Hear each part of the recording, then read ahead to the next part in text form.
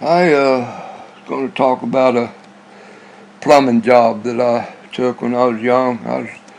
Wasn't but about 18, 19 years old, I guess. Is that one of the first jobs I ever had? Wasn't the first one, but it was one of the first ones. Anyway, I took a job with a man, a plumber man called Mr. Wall. He had a son, actually, that Mr. Wall was one of these plumbers that he was on his own. He didn't work for no company. He was the company, and he was the only guy. He just had one truck, and he think he when I went to work for him, I think he bought another little truck. I ain't sure. Maybe he had two already somewhere, because he had a son, but his son, I found out, didn't want the business. He was doing something else. He didn't want in the plumbing business. But anyway, I was young, and it was a job, and he knew I knew plumbing because I was working. I put a lot of plumbing into the house that I had, so he knew I knew how to do plumbing. So he hired me, and I worked for him for quite a while. But he was a World War One veteran, and he had been shell shocked. And if anybody walked up behind him, slapped him on the back, man, he would take off running and hollering and screaming, and you wouldn't see him for a day or two. I mean, I watched him all. I knew about that because my father knew him. He'd come up. He was come up to the store my dad had, and they talked. My dad and him talked together since both of them owned the business.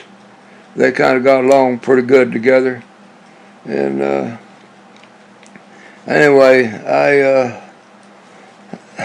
I worked for him for a while, but he run out of he got a bunch of new cottages. I don't know if you folks know what I'm talking about, but he won a bid on. There was 4, 5, 6 houses that were going to be built, and he won the plumbing bid on it. And I went over there, and he had another job he was doing somewhere. I don't know, he'd done a lot of repair work for people, but he put me to putting in. All these houses were going to be slab houses. They're going to pour slab rather than farms and things. So I had to dig. He gave me the plans where the bathroom was, and where we had to put the pipes in before they even poured the slab to put any of the lumber on top of the slab. But they had on these plans that we had, they had the exact measurements of where these pipes should be laid and everything. They had the outline of the outside outline of the house laid out where the slabs, they had so we knew exactly where they were. And anyway, they had about 5 of them. I worked on them and got everything in there. He come over, and of course he checked it, and we had to pressure check it and all that. Put a lot of air pressure in it to make sure there wasn't no leaks anywhere. Because once you cover it up with cement, you got to be darn sure you don't have no leaks in the stuff. But anyway, I finished all that. It took me quite a while to do all that, but he run out of. All of a sudden, one day when I went out there to go to work for him, he mentioned that, well, don't have a job today, but you can rake the leaves in the yard here for a while. He had a house that just had a bunch of trees around it. So I don't know where he went. He got in his truck and he gave me a rake and a big old box. Actually, it was kind of a big tub thing of some kind to put the leaves in. After he drove off, well, I raked around there for about 30 minutes, I guess, 15, 20, 30 minutes. And I decided that, man, I don't care to rake leaves in your yard. So I went over and I put all the equipment he had, I put it back in the garage and got in my car and went home. Well, he come up to the house and he was crying, and he said he was sorry that he had put me to raking, that he understood that he was sorry he had me raking leaves out in his yard, but that didn't. I I told him I didn't want to be in the plumbing business, and I really appreciate it. I tried to be nice about it, you know, but I didn't want to work for a small outfit like that. God, I didn't want to wind up. What was I going to do? Work 2 or 3 days a week, and if he didn't have no job or something, what am I supposed to do? Just stand around and twiddle my thumbs? I decided that I'd probably look for another job. So I quit him, even though he almost begged me not to quit. But I told him I don't remember what I told him to tell you the truth, but I know I wasn't going to work in a situation like that. But anyway, I decided to stay in the plumbing business, so I went out to. I can't even think. I don't know his house. He worked out of his house, and I really don't know. The Pecan Heights, I think, is the name of the place. It was out Sane Road off of God. I can't think of the road it was off of out there, but I think it was in Pecan Heights, and I couldn't tell you where it was at. It'd be hard for me to try to explain to you where Pecan Heights was, but it's kind of on the outskirts of Dallas. But anyway, I decided I'd stay in the plumbing business, so I went out to Pleasant Grove. There was a guy out there. He had a business. He had 2 or 3 trucks, so he had a pretty big, substantial business. I went to work for him. The name of Mr. Frederick, and I worked for him 2 or 3 days, and he told me one day I went out there and he wanted me to install a washing machine. And God, if he told me once, he told me 15 times. Install it right where it sets. Now, I mean to tell you that when I was fixing to leave, and I got the truck and everything, got all the equipment in it that I needed to install a washing machine, he even stopped me as I was living out, hollered at me. He went up to the door, but he said, "Now I want you to remember, install that washing machine right where it's sitting." Well, I had the keys to the house. People that lived there wasn't home, and he gave me a key to get in the front door of it. And I went out there and I walked in the house, and that darn washing machine was sitting in the living room. Oh man, it was sitting about a foot from the wall, and right behind the wall there was an electrical outlet. If that electrical outlet hadn't been there, I might have questioned that. But I thought, my God, he told me 15, 20 times to install this darn thing right where it was sitting. It was sitting on the rug in the living room.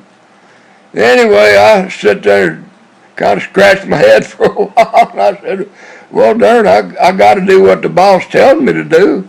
And if he told me once to install this thing right where it was sitting, God, I bet he told me 15 times, So hellfire, I got all my, plumbing pipes out and my drills out, and I drilled through the floor where that rug was, and I put in the hot and cold water and the faucets and everything turned off with, and I put in the 1.5-inch drain for it and run it underneath the house and over to the connected into the sewage pipeline and everything. I had it all hooked up, I even plugged the darn thing in that socket and turned it on. Sure as hell, it pumped water, and it was working like real fine.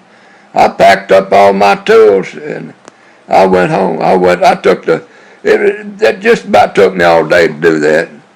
So I went back to the shop, and Mr. Frederick wasn't there when I come back. I parked the car out there where I'd picked it up and locked it all up and give the keys. I think I give them to his wife. I'm not sure. He kind of worked out of his back of his house, And oh my goodness. Anyway, Lord of mercy, I don't know what to tell you, man.